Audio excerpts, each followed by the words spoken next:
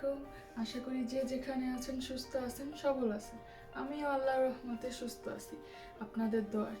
আমি আজকে করে দেখাবো একটা ভিন্ন অন্য রকমের রেসিপি, যেটা আপনাদের দেখে অবশ্যই ভালো লাগবে, একটা হেলদি। আমি এতদিন তৈরি করে দেখাইছি চিংড়ি মাছের দো পেঁয়াজা, মাছের মাথার মুড়িঘণ্ট। আজকে এতদিন বাংলাদেশি খাবার তৈরি করে দেখিয়েছি। আজকে দেখাবো জার্মানবাসীরা কি খায়। জার্মানরা কি খায় সাধারণত? জার্মানরা অনেক হেলদি খাবার খায়। জার্মানরা স্পাইসি মশলাদার খাবার খুব কম খায়। ওরা সালাদ, তারপরে ব্রেড, রাইস খুব কম খায়। ওদের স্টোরের রাইস পাওয়াই যায় না, ধরতে গেলে দুই একটা আইটেম থাকে, তাও পরিমাণে খুব কম থাকে। আমাদের এই জন্য রাইস কিনতে হলে বাংলাদেশি স্টোরে খুঁজতে হয়। আজকে আপনাদের দেখাবো জার্মানরা কীভাবে স্যান্ডউইচ বানিয়ে খায়। একেবারে ইজি এবং সিম্পল রেসিপি, যেটা আপনারা সহজেই বাসায় বানিয়ে খেতে পারবেন। আসুন দেখে নেই কী কী উপকরণ লাগতে পারে।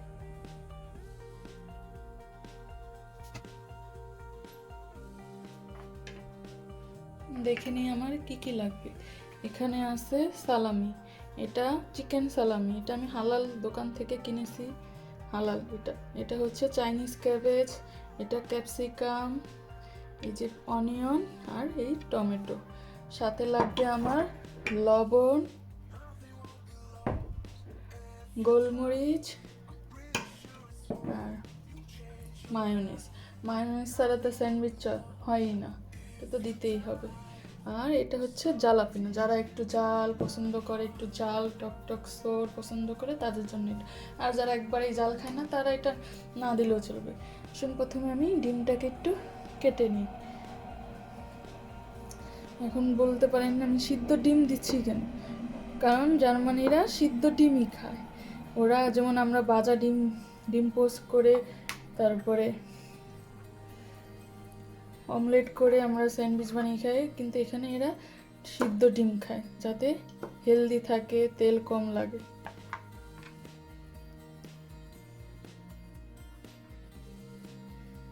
এখন আমরা নিয়ে নেব ব্রেডটা। আমরা ব্রেডটা নিয়ে, ওরা ব্রেড, আমি তো একটু সেকে নিয়েছি ব্রেডটা ওরা তাওয়াতে শাকেও না, ওরা একেবারে নর্মাল, একবারে শক্ত খায়। ওদের 3 বেলায় এগুলা চলে, শক্ত, তারপরে লম্বা লম্বা ব্রেড। দুটো ব্রেড একসাথে নিই।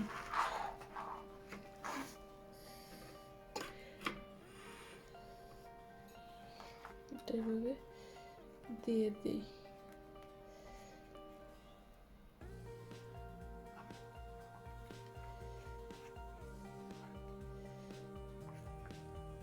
এটার মধ্যেও দিয়ে দিই।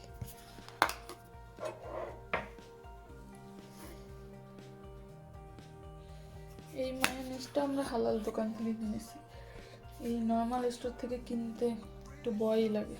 নর্মালি আমরা সবজি ছাড়া যেগুলো আর কি হালাল হারামের জন্য কোনো দুবিধা নাই, ওগুলোই কিনে থাকি না। তা না হলে আমরা সবাই হালাল দোকান থেকেই কিনি। এখানে তার্কিশ প্রচুর পাওয়া যায়, তার্কিশ এখানে অনেক থাকে। একদিন তার্কিশ খাওয়াও আপনাদের করে দেখাবো। এরপরে দিয়ে দিলাম চাইনিজ ক্যাবেজ। কেউ কুচি কুচি করে দেয়, কেউ আলাম আলাম কেটে কেটে দেয়। দিয়ে দিলাম ক্যাবেজ, একটু ক্যাপসিকাম, দিয়ে দিই একটু লবণ দিয়ে দিয়েছি। এরপরে দিয়ে দিলাম গোলমরিচ। এখন যারা জাল পছন্দ করে তারা কাঁচামরিচও দিতে পারে। আমি দিয়ে দিলাম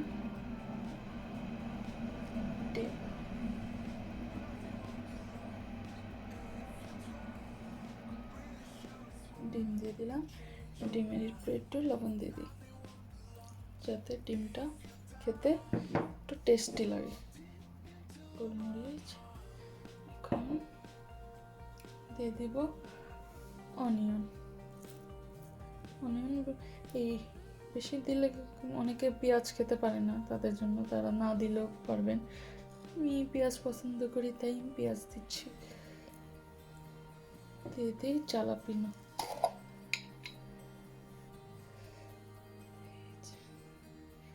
অনেক মজা, টেস্টি। এখন দিয়ে দেব সালামি।